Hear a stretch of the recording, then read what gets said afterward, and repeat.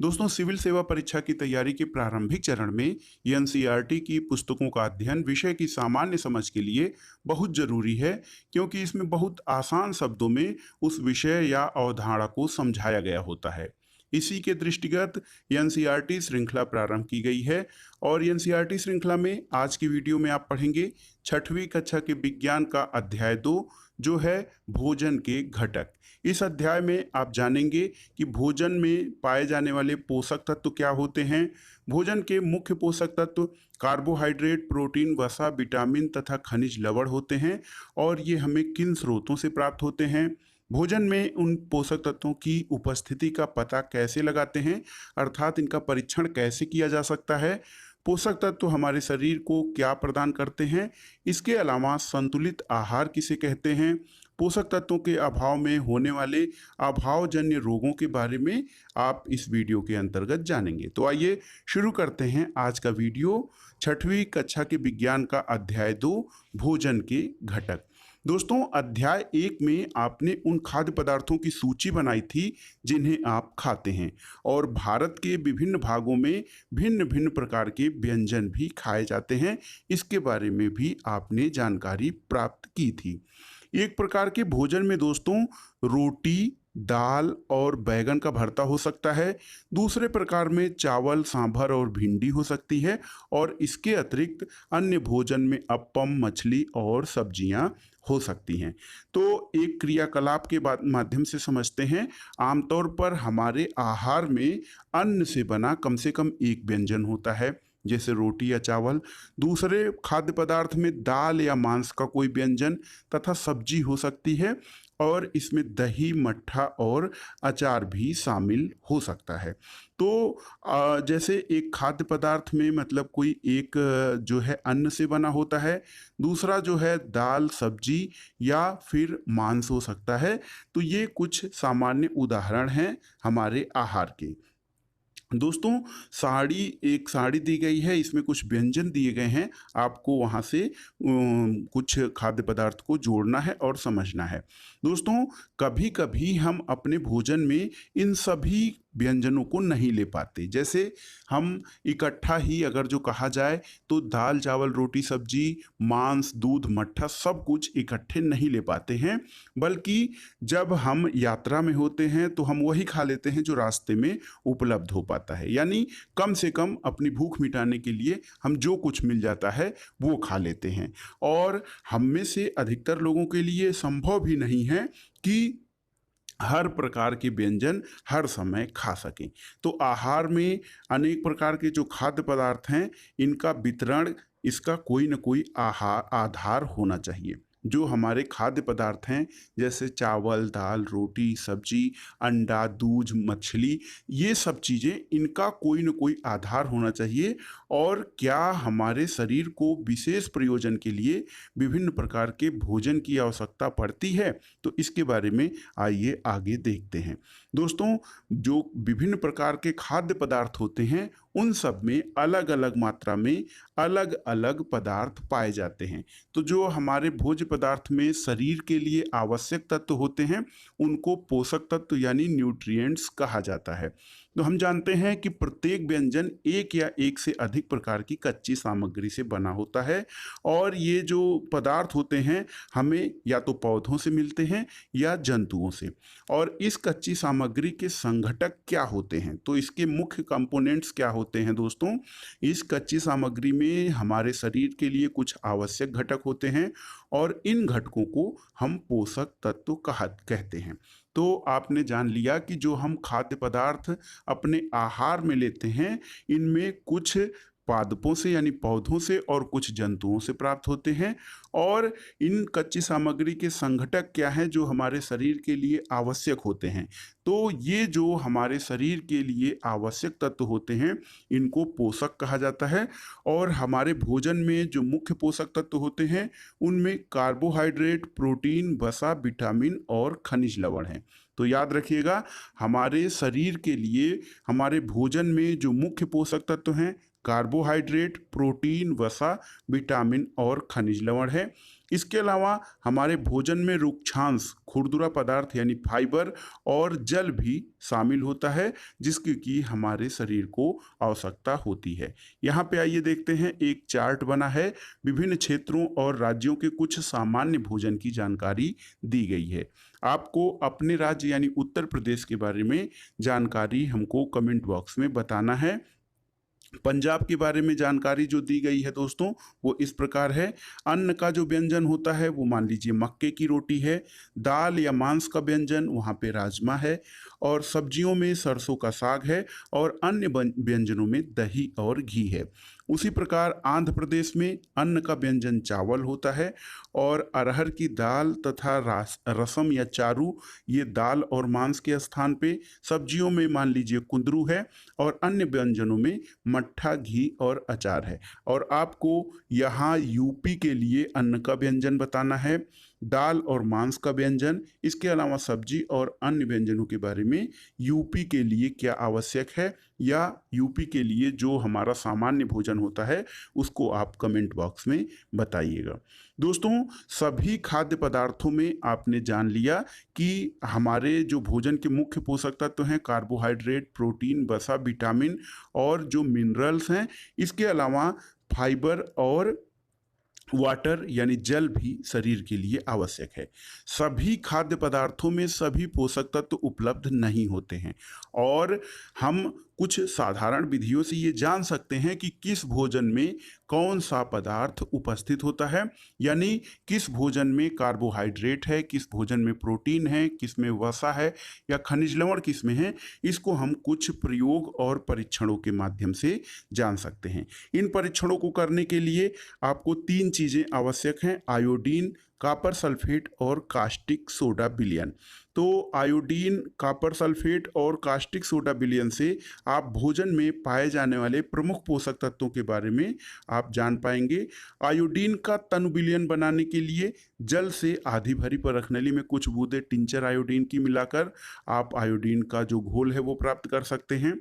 Copper sulphate विलयन, जिसको कि नीला थोथा कहा जाता है, 100 मिलीमीटर जल में 2 ग्राम कॉपर सल्फेट घोलने से ये विलयन बनेगा।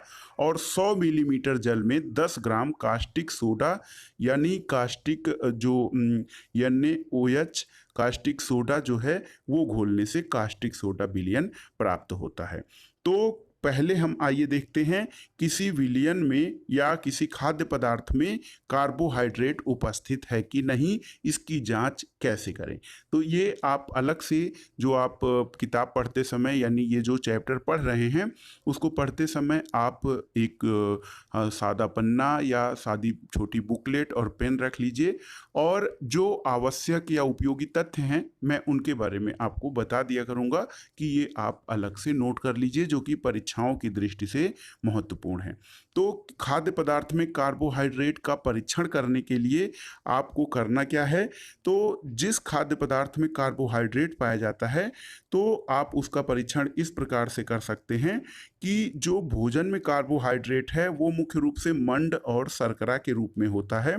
और यदि किसी खाद्य पदार्थ में मंड है तो उसका परीक्षण आपको कैसे करना है। तो दोस्तों, आप तनु आयोडीन विलयन जो आपने बनाया है उसकी 2-3 बूंद इस परीक्षण के लिए खाद्य पदार्थ या कच्ची सामग्री की अल्प मात्रा में डाल देते हैं।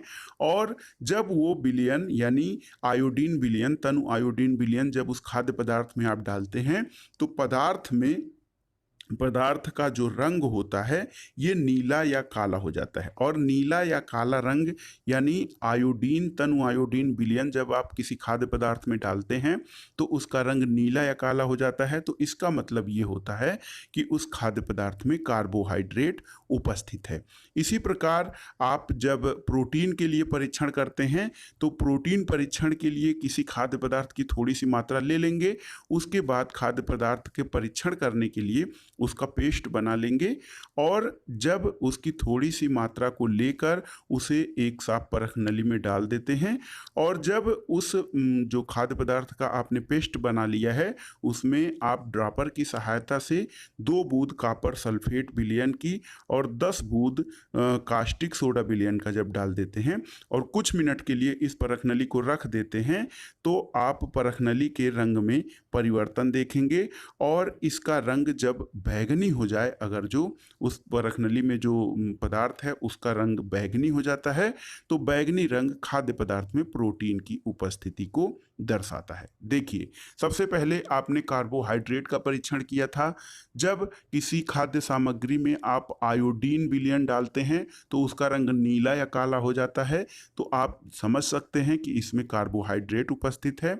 और प्रोटीन परीक्षण करते समय किसी पदार्थ का पेस्ट बना लेते हैं और उसमें कॉपर सल्फेट और कास्टिक सोडा विलयन की 2-2 बूंदें डालते हैं और थोड़ी देर के लिए रख देने पर जब उस जो पदार्थ है खाद्य पदार्थ में अगर जो उसका रंग बैंगनी हो जाता है तो इसका मतलब ये होता है कि उसमें प्रोटीन उपस्थित है। और वसा के लिए परीक्षण, तो दोस्तों जो फैट या वसा है उसके परीक्षण के लिए मान लीजिए कोई पदार्थ है, आप उसकी कुछ मात्रा लीजिए, उसको एक कागज़ के टुकड़े में लपेट कर उसको थोड़ा सा हल्के से कूटिए कि कागज़ फटने न पाए। जब आप उसको कूटते हैं तब कागज को फिर से कूट कर उसको फैला दीजिए, सामान निकाल लीजिए और कागज को जब आप फैला के ध्यानपूर्वक देखेंगे तो इस पर तेल के कुछ धब्बे दिखाई देंगे। कागज को प्रकाश के जब सामने लाते हैं तो इससे थोड़ा थोड़ा हल्का हल्का प्रकाश, धुंधला प्रकाश दिखाई देता है। इससे जो कागज पे लगा तेल का धब्बा खाद्य पदार्थ में वसा की उपस्थिति को दर्शाता है। दोस्तों, खाद्य पदार्थ में कभी कभी जल की भी कुछ मात्रा हो सकती है और इस दशा में इन पदार्थों को कागज पर धीरे धीरे रगड़िए। जैसे हम टमाटर, मूली, इन सबको अगर जो हम किसी कागज पे धीरे धीरे रगड़ते हैं और कुछ समय के लिए कागज को सुखा देते हैं ताकि यह पदार्थ से जल आया हो तो वो सूख जाए, तो यदि कागज पर तेल का कोई धब्बा न रहे तो इससे ये पता चलता है कि खाद्य पदार्थ में वसा उपस्थित नहीं है और जल उपस्थित है। तो दोस्तों, ये परीक्षण जो आपने टेस्ट किया है ये क्या प्रदर्शित करते हैं? बहुत आसानी से आप वसा, प्रोटीन और कार्बोहाइड्रेट उन पदार्थों में, खाद्य पदार्थों में उपस्थित है कि नहीं, आप इसकी जानकारी कर सकते हैं। दोस्तों, आप कोई ऐसा खाद्य पदार्थ पाते हैं जिनमें से कोई पोषक तत्व तो उपस्थित नहीं हो? कई प्रकार के ऐसे, जैसे कोई शायद ही कोई ऐसा खाद्य पदार्थ हो जिसमें कोई पोषक तत्व तो उपस्थित नहीं होता है। और 3 पोषक तत्व कार्बोहाइड्रेट, प्रोटीन और वसा के लिए खाद्य पदार्थों का परीक्षण कर लिए हैं। विटामिन और खनिज लवण जैसे अन्य पोषक तत्व जो होते हैं हमारे विभिन्न खाद्य पदार्थों में उपस्थित रहते हैं और इन पोषक तत्वों की हमें आवश्यकता क्यों पड़ती है उसके बारे में आइए जानते हैं। हमारे शरीर को विभिन्न प्रकार के पोषक तत्व या न्यूट्रिएंट्स की आवश्यकता क्यों पड़ती है। तो अगला टॉपिक है कि विभिन्न पोषक तत्व हमारे शरीर के लिए क्या करते हैं, तो उनके बारे में जानना जरूरी है। दोस्तों देखिए, कार्बोहाइड्रेट का प्रमुख कार्य क्या होता है? कार्बोहाइड्रेट का प्रमुख कार्य हमारे शरीर को ऊर्जा या एनर्जी प्रदान करना होता है। वसा यानी फैट से भी ऊर्जा मिलती है और वास्तविकता ये है कि कार्बोहाइड्रेट की तुलना में वसा की समान मात्रा से हमें अधिक मात्रा में ऊर्जा मिलती है। वसा और कार्बोहाइड्रेट युक्त भोजन को ऊर्जा देने वाला भोजन भी कहा जाता है। तो आप अगर जो हमारे भोजन में या इनकी आवश्यकता क्यों पड़ती है इन पोषक तत्वों की, तो ऐसे समझ सकते हैं सबसे पहले कि जो कार्बोहाइड्रेट और वसा होते हैं इन्हें ऊर्जा देने वाला भोजन कहा जाता है और जो वसा है यानी फैट युक्त पदार्थ हैं उनमें कार्बोहाइड्रेट की तुलना में अधिक ऊर्जा होती है। यहाँ आइए देखते हैं, चित्र में दर्शाया गया है कार्बोहाइड्रेट के कुछ स्रोत। तो कार्बोहाइड्रेट के कुछ स्रोत देखिए, मीठे पदार्थ अधिकतर हैं, शकरकंद है, आलू, गन्ना, पपीता, तरबूज, आम, मक्का, बाजरा, चावल और गेहूं, ये कार्बोहाइड्रेट के कुछ मुख्य स्रोत हैं, यानी कुछ खाद्य पदार्थ हैं जिनसे कार्बोहाइड्रेट की प्राप्ति होती है। और ये नीचे जो चित्र दिए गए हैं ये वसा की प्राप्ति के स्रोत हैं। देखिए वसा प्राप्ति कैसे होता है, मूंगफली, मूंगफली के तेल से, सरसों के तेल, सूरजमुखी, नारियल के तेल और सोयाबीन के तेल से वसा की प्राप्ति होती है। और ये जो ऊपर जो चित्र दिखाया गया है ये जो है ये पादप वसा के स्रोत हैं, यानी ये पौधों से मिलने वाले वसीय स्रोत हैं। इसके अलावा ये जंतु स्रोत हैं जिसमें मछली, अंडे, मांस और मक्खन, दूध ये सब शामिल है। तो वसा के पादप और जंतु दो प्रकार के स्रोत हैं। इसके अलावा यहाँ पे ये जो चित्र आप देख रहे हैं इसमें प्रोटीन के कुछ प्रमुख स्रोत दिखाए गए हैं। सबसे पहले इन स्रोतों के बारे में जान लेते हैं। तो प्रोटीन के जो स्रोत हैं दोस्तों, इसमें मुख्य रूप से चना, मूंग, तुअर की दाल, राजमा, सोयाबीन दाना और मटर का दाना और फली है। इसके अलावा जो दूसरे प्रकार के स्रोत हैं प्रोटीन के, इसमें मुख्य रूप से मांस, दूध, मछली, पनीर और अंडे हैं। प्रोटीन की आवश्यकता क्यों पड़ती है दोस्तों? आपने इसके पहले पढ़ा कि कार्बोहाइड्रेट की आवश्यकता क्यों पड़ती है। तो कार्बोहाइड्रेट हमारे शरीर को ऊर्जा देते हैं, इसलिए शरीर को ऊर्जा या एनर्जी के लिए कार्बोहाइड्रेट युक्त पदार्थों की आवश्यकता पड़ती है। और प्रोटीन क्यों आवश्यक है? तो प्रोटीन की आवश्यकता शरीर की वृद्धि और स्वस्थ रहने के लिए होती है। और प्रोटीन युक्त भोजन को शरीर वर्धक भोजन कहा जाता है। जैसे कार्बोहाइड्रेट और वसा युक्त भोजन को ऊर्जा देने वाला भोजन कहा जाता है, तो प्रोटीन युक्त भोजन को प्रायः शरीर वर्धक भोजन कहा जाता है। इसके अलावा विटामिन होते हैं। विटामिन रोगों से हमारे शरीर की रक्षा करते हैं और विटामिनों से हमारे आँख, हड्डी, दांत और मसूड़ों को स्वस्थ रखने में भी सहायता मिलती है। विटामिन कई प्रकार के होते हैं, जैसे ए, बी, सी, डी, ई, के, कई प्रकार के विटामिन होते हैं और इन्हें अलग अलग नामों से जाना जाता है। तो दोस्तों vitamin A, B, C, D, E और के और विटामिनों का एक समूह विटामिन बी कॉम्प्लेक्स भी कहा जाता है। और हमारा जो शरीर है उसके लिए सभी प्रकार के विटामिनों की आवश्यकता पड़ती है। अल्प मात्रा में आवश्यकता सभी विटामिनों की पड़ती है। और विटामिन ए हमारी त्वचा और आँखों को स्वस्थ रखता है। याद रखिएगा, नोट भी कर लीजिएगा कि विटामिन ए हमारे त्वचा और आँखों को स्वस्थ रखता है। विटामिन सी रोग प्रतिरोधक विटामिन है, यानी बहुत से रोगों को लड़ने में हमारी मदद करता है। विटामिन डी हमारे हड्डियों और दांतों के लिए कैल्शियम का उपयोग करने में हमारी शरीर की सहायता करता है। और विभिन्न विटामिनों से जो भरपूर भोजन है वो इन चित्रों में आप देख सकते हैं। तो देखिए यहाँ पे विटामिन ए के कुछ स्रोत, इन स्रोतों में देखिए दूध है, मछली का तेल है, आम, गाजर और पपीता ये विटामिन ए के प्रमुख स्रोत हैं। कई बार परीक्षाओं में पूछा गया है, तो आम जो है वो विटामिन ए का प्रमुख स्रोत है। इसके अलावा जो जानवरों का यकृत है, दाल हैं, ये विटामिन बी के कुछ स्रोत हैं, बाजरा है। और विटामिन सी के प्रमुख स्रोत आप जानते हैं, नींबू, आंवला, मिर्च, अमरूद, संतरा और टमाटर ये विटामिन सी के प्रमुख स्रोत हैं। और इसके अलावा विटामिन डी के प्रमुख स्रोत जो हैं वो मछली, अंडे, यकृत, मक्खन और दूध ये सब विटामिन डी के प्रमुख स्रोत हैं। अब आयोडीन दोस्तों, कुछ खनिज लवण भी होते हैं जिनकी हमारे शरीर को आवश्यकता पड़ती है। खनिज लवण में मुख्य रूप से जो स्रोत हैं खनिज लवण के, तो इसमें जो पदार्थ होते हैं आयोडीन की आवश्यकता, मछली, नमक और देखिए जो हरी पत्तेदार सब्जियां हैं, अदरक, इन सब में आयोडीन पाया जाता है। दूध और देखिए फली, बीन्स, केला, मिर्च में ये फास्फोरस के जो हैं ये भोज्य हैं। लौह के कुछ स्रोत हैं, यकृत, सेब और ये हरी पत्तेदार सब्जियों जैसे चौराई। कैल्शियम के स्रोतों में मुख्य रूप से अंडा और दूध आते हैं। तो ये दोस्तों हमारे शरीर को कार्बोहाइड्रेट, प्रोटीन, वसा के साथ साथ खनिज लवणों की आवश्यकता पड़ती है। और शरीर के उचित विकास और अच्छे स्वास्थ्य के लिए इनकी आवश्यकता पड़ती है। विटामिन डी जो है वो हमारा शरीर सूर्य के प्रकाश की उपस्थिति में विटामिन डी बनाता है। और विभिन्न खनिज लवणों के आपने स्रोत देख लिए कि कौन कौन से खनिज लवण किस खाद्य पदार्थ से प्राप्त होते हैं। और अधिकांश खाद्य पदार्थ जो हमारे होते हैं एक से अधिक पोषक तत्व होते हैं।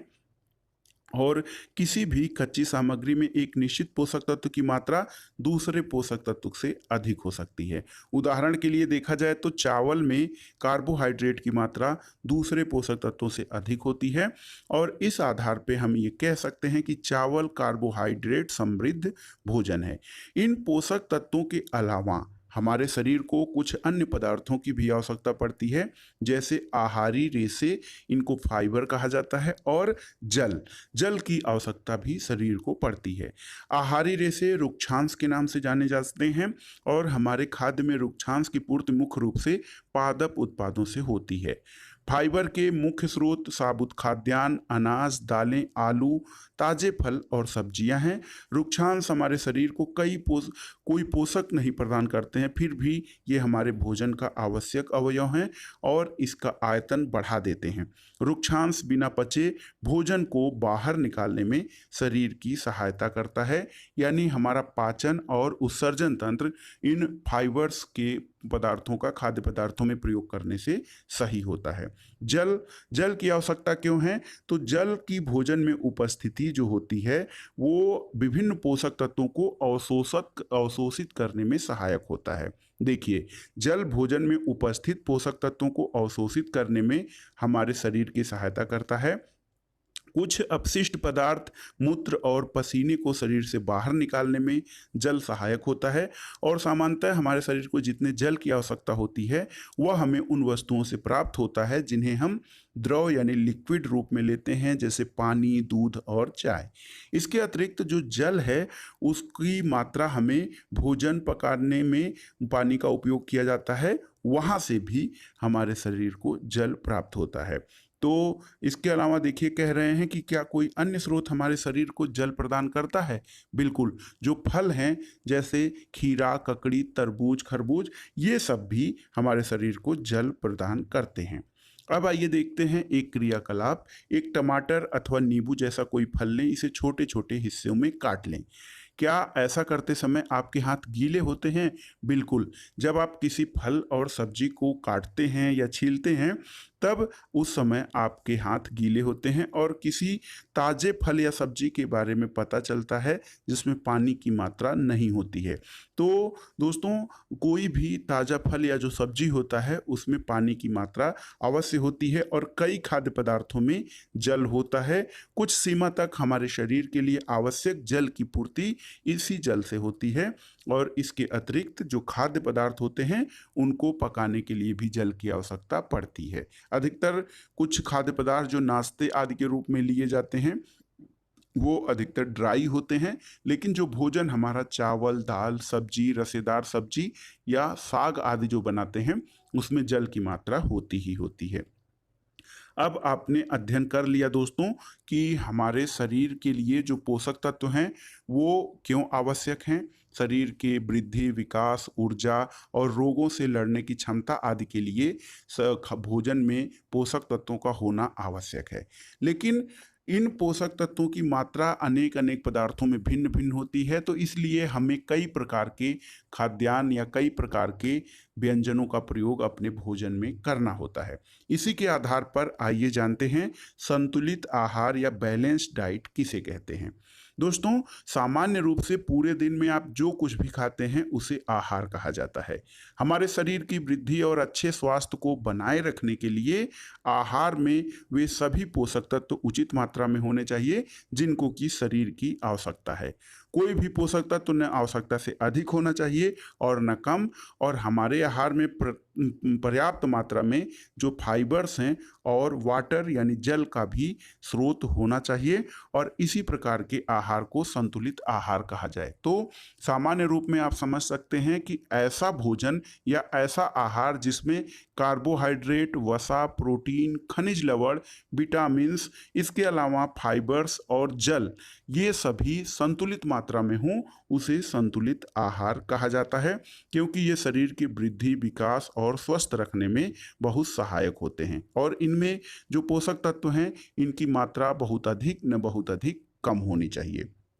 दोस्तों, आपको एक चीज़ और जाननी चाहिए कि प्रत्येक आयु वर्ग के लोगों को एक ही प्रकार के आहार की आवश्यकता नहीं होती है, क्योंकि शरीर के वृद्धि, विकास और रोगों से प्रतिरोधक क्षमता के विकास के लिए आयु वर्ग के हिसाब से और इसके अलावा जो हमारा आहार होता है, वो हमारे शारीरिक कार्य के हिसाब से भी निर्भर करता है। तो कुल मिलाकर जो संतुलित आहार होता है, वो ऐज और परिस्थितियों तथा हमारे शारीरिक श्रम के आधार पे भी निर्धारित किया जा सकता है। दोस्तों, दाल, मूंगफली, सोयाबीन, अंकुरित बीज, किण्वित भोजन, दक्षिण भारतीय भोजन जैसे इडली, आटे का मिश्रण, मिस्सी रोटी, थोपला, अनाज व दालों से बना हुआ, केला, पालक, सत्तू, गुड़, उपलब्ध सब्जियां तथा इस प्रकार के अन्य भोजन कई पोषक तत्व उपलब्ध कराते हैं। इसलिए कोई व्यक्ति थोड़ी मात्रा में ही संतुलित आहार का प्रयोग कर सकता है। तो संतुलित आहार में चावल, दाल, हरी पत्तेदार सब्जियां, हरी सब्जियां, इसके अलावा जो हैं जैसे इडली, मिस्सी रोटी, कई मिक्स अनाज जैसे कई प्रकार के अरहर, मूंग, उड़द और इन सब दालों से मिलाकर कोई भोजन, गुड़, चना, ये सब जब आप अपने भोजन में शामिल करते हैं, तो इसको आप बहुत कम खर्च में संतुलित आहार प्राप्त कर सकते हैं। इसके अलावा एक चीज़ और महत्वपूर्ण है भोजन के बारे में कि उचित प्रकार का भोजन करना ही पर्याप्त नहीं है, इसे उचित तरीके से पकाना भी चाहिए, ताकि इसके लिए जो होता है पोषक तत्व नष्ट न होने पाए। भोजन हमारे लिए भोजन पर्याप्त मात्रा में होना उपलब्ध नहीं, बल्कि उसको सही ढंग से पका होना चाहिए। और भोजन बहुत अधिक नहीं पकाना चाहिए, क्योंकि उससे कई पोषक तत्व नष्ट हो जाते हैं। और छिलका उतारकर यदि हम सब्जियों और फलों को धोते हैं, तब भी उनके कुछ विटामिन नष्ट हो जाते हैं। सब्जियों और फलों के छिलके यानी त्वचा में कई महत्वपूर्ण विटामिन और खनिज लवण होते हैं। चावल और दालों को बार बार धोने पर भी उसमें उपस्थित कई विटामिन और खनिज लवण जल के साथ बह जाते हैं। दोस्तों, आपको जानकारी होनी चाहिए कि जब हम सब्जी या फल पकाते हैं, तो क्या होता है कि विटामिन सी पकाते समय ही नष्ट हो जाता है। इसलिए विटामिन सी की आपूर्ति के लिए भोजन के साथ कुछ कच्चे पदार्थ यानी सलाद जैसे प्याज, खीरा और नींबू आदि का प्रयोग करना चाहिए। और आपको ये भी पता होगा कि पकाने से भोजन का स्वाद बढ़ता है और पचने में आसानी होती है, और कुछ पोषक तत्वों की हानि भी हो सकती है। और यदि भोजन पकाने में बहुत अधिक जल का उपयोग किया जाता है और बाद में उसे फेंक दिया जाता है, तो कई प्रकार के लाभदायक प्रोटीन और खनिज लवण नष्ट हो जाते हैं। दोस्तों, हर समय वसा युक्त खाना ही सर्वोत्तम भोजन हो सकता है क्या? क्योंकि एक कटोरी कार्बोहाइड्रेट युक्त भोजन की अपेक्षा एक कटोरी वसा युक्त तेली भोजन अधिक ऊर्जा देगा, ऐसा आप जानते हैं। क्योंकि जो वसीय पदार्थ होते हैं वो अधिक ऊर्जा देते हैं कार्बोहाइड्रेट की तुलना में, लेकिन ये सही नहीं है। बहुत अधिक वसा युक्त भोजन खाना हमारे शरीर के लिए हानिकारक हो सकता है, और ये कई प्रकार के बीमारियों जैसे मोटापा, हाइपरटेंशन आदि को जन्म दे सकता है। तो ये नहीं है कि हमको अधिक ऊर्जा के लिए केवल वसा युक्त भोजन का प्रयोग करें, वो भी हमारे शरीर के लिए हानिकारक है और ये भोजन को असंतुलित कर देता है। भले ही आप अधिक ऊर्जा के लिए वसीय भोजन का प्रयोग करें, लेकिन संतुलित भोजन करना आवश्यक है, जिसमें कार्बोहाइड्रेट, प्रोटीन, वसा, खनिज लवण, फाइबर्स और जल की मात्रा संतुलित रूप में विद्यमान हो। अब आइए देखते हैं पोषक तत्वों के अभाव से होने वाले अभावजन्य रोग। दोस्तों, एक व्यक्ति खाने के लिए पर्याप्त भोजन पा रहा हो, लेकिन कभी कभी उसके भोजन में किसी विशेष पोषक तत्व की कमी हो सकती है, और यदि वह कमी लंबे समय तक जारी रहती है, तो वह व्यक्ति उसके अभाव में ग्रसित हो सकता है। और एक या एक से अधिक पोषक तत्वों का अभाव जो होता है, हमारे शरीर में रोग और विकृतियां उत्पन्न कर सकता है। वे रोग जो लंबी अवधि तक पोषक तत्वों के अभाव के कारण होते हैं, उन्हें अभावजन्य रोग कहा जाता है। जैसे यदि कोई व्यक्ति अपने भोजन से पर्याप्त प्रोटीन नहीं लेता है तो उसे कुछ रोग हो सकते हैं, जैसे वृद्धि रुक जाती है, चेहरे पे सूजन, बालों का रंग उड़ सकता है, त्वचा की बीमारियां और पाचन का कमजोर यानी पेचिश हो सकता है। यदि प्रोटीन और कार्बोहाइड्रेट दोनों ही किसी व्यक्ति के आहार में लंबे समय तक अनुपस्थित हों तो उसकी वृद्धि पूरी तरह से रुक जाती है। ऐसा व्यक्ति बहुत ही दुबला पतला हो जाएगा और वह इतना दुबला पतला हो जाएगा कि चलने फिरने में असमर्थ हो सकता है। कुछ विटामिन और खनिज लवणों के अभाव में भी कई प्रकार के रोग हो सकते हैं। सभी अभावजन्य रोगों की रोकथाम संतुलित आहार लेने से की जा सकती है और भोजन में सभी पदार्थों यानी भोजन के आवश्यक तत्व जो पोषक पदार्थ शरीर के लिए आवश्यक हैं उनकी संतुलित मात्रा भोजन में आवश्यक हो। यदि आप ये वीडियो देख रहे हैं तो कमेंट बॉक्स में आपको बताना है कि प्रोटीन की कमी से यानी प्रोटीन के लंबे समय तक किसी व्यक्ति को आहार में उसको न दिया जाए तो उसकी कमी से कौन सा रोग हो सकता है। आप इसका उत्तर कमेंट बॉक्स में बताइएगा। दोस्तों यहाँ पे एक बॉक्स है, इसमें विटामिन और खनिज लवणों के अभाव के कारण दिए गए हैं, तो इसको जानना बहुत ज़रूरी है और आप इसे अलग से नोट भी कर लीजिएगा। दोस्तों विटामिन ए की कमी से जो रोग होता है या इसके अभाव से ये दृष्टिहीनता और क्षीणता मतलब आँखों की रोशनी का कमज़ोर होना विटामिन ए की कमी से होता है। और इसका लक्षण क्या है? ये कमज़ोर होना आदमी का, इसकी दृष्टि कमज़ोर हो जाना, अंधेरे में कम दिखाई देना, कभी कभी पूरी तरह से दिखाई देना बंद हो जाता है, ये विटामिन ए की कमी से होता है। विटामिन B1 इसकी कमी से जो रोग होता है वो बेरी होता है। इसमें मांसपेशियां दुर्बल हो जाती हैं और काम करने में ऊर्जा की कमी होती है और व्यक्ति को थकावट महसूस होती है। विटामिन सी की कमी से कौन सा रोग? तो आप जानते हैं विटामिन सी की कमी से स्कर्वी रोग होता है और मसूड़ों से खून निकलना, घाव भरने में अधिक समय लगना इसके लक्षण है। यानी विटामिन सी के प्रमुख लक्षण है मसूड़ों से खून निकलना, घाव भरने में अधिक समय लगना और जैसे त्वचा संबंधी विकार, ये विटामिन सी के प्रमुख लक्षण हैं। दोस्तों विटामिन डी जो है उसकी कमी से रिकेट्स रोग होता है और इसमें अस्थियां मुलायम होकर मुड़ जाती हैं या फिर कमज़ोर हो जाती हैं। कैल्शियम जो है ये महत्वपूर्ण पोषक तत्व है हमारे लिए, ये हमारे हड्डियों के विकास के लिए बहुत ही आवश्यक है। तो दोस्तों कैल्शियम की कमी से अस्थियां और दांतों का क्षय हो सकता है और इसके लक्षण कमज़ोर अस्थियां और दंत क्षय होता है। आयोडीन एक पोषक तत्व है जो कि खनिज है, ये समुद्री जल विशेषकर समुद्री नमक में पाया जाता है। इसकी कमी से घेंघा या गॉइटर रोग होता है। गर्दन की ग्रंथि फूल जाना और बच्चों में मानसिक विकलांगता इसके प्रमुख लक्षण हैं। और ये देखिए आयरन तत्व यानी लौह की कमी से अरक्तता यानी एनीमिया हो सकता है और कमजोरी और थकान इसके प्रमुख लक्षण हैं। तो आपने देख लिया विटामिन और खनिज लवणों के अभाव के कारण होने वाले प्रमुख रोग और विकार। अब आइए देख लेते हैं ये जो आपने अध्याय पढ़ा है उसको शार्ट रूप में आपने इस अध्याय से क्या समझा है। तो दोस्तों पहला बिंदु ये है सारांश में कि हमारे भोजन के मुख्य पोषक तत्वों के नाम क्या हैं? कार्बोहाइड्रेट, प्रोटीन, वसा, विटामिन और खनिज लवण। इसके अलावा भोजन में आहारी रेशे यानी फाइबर और जल भी होता है। दूसरा ये कि कार्बोहाइड्रेट और वसा हमारे शरीर को मुख्य रूप से ऊर्जा प्रदान करते हैं, इसलिए इन्हें ऊर्जा देने वाला भोजन कहा जाता है। प्रोटीन और खनिज लवण की आवश्यकता हमारे शरीर की वृद्धि और रोगों से बचाव के लिए होती है। विटामिन जो होते हैं वो हमारे शरीर की रोगों से रक्षा करते हैं और संतुलित आहार यानी बैलेंस्ड डाइट जो होता है हमारे शरीर के लिए आवश्यक सभी पोषक तत्वों और पर्याप्त रुक्षांश और जल की उचित मात्रा में उपस्थिति को दर्शाता है। यानी संतुलित आहार वो होता है जिसमें हमारे शरीर के लिए आवश्यक सभी पोषक तत्वों की उपलब्धता हो, साथ ही फाइबर और जल भी पर्याप्त मात्रा में हो। और अंतिम जो पॉइंट है वो ये है कि हमारे आहार में लंबी अवधि तक एक या एक से अधिक पोषक तत्वों की न्यूनता से विशिष्ट रोग और विकार उत्पन्न हो सकते हैं। तो दोस्तों, ये था आज का वीडियो। इसमें आपने देखा एनसीईआरटी कक्षा 6 की विज्ञान का अध्याय 2 भोजन के घटक। तो वीडियो आपको कैसा लगा हमें कमेंट बॉक्स में ज़रूर बताइएगा।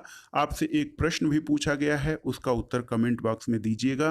वीडियो कैसा लगा इसके बारे में बताइए। वीडियो को लाइक करें, शेयर करें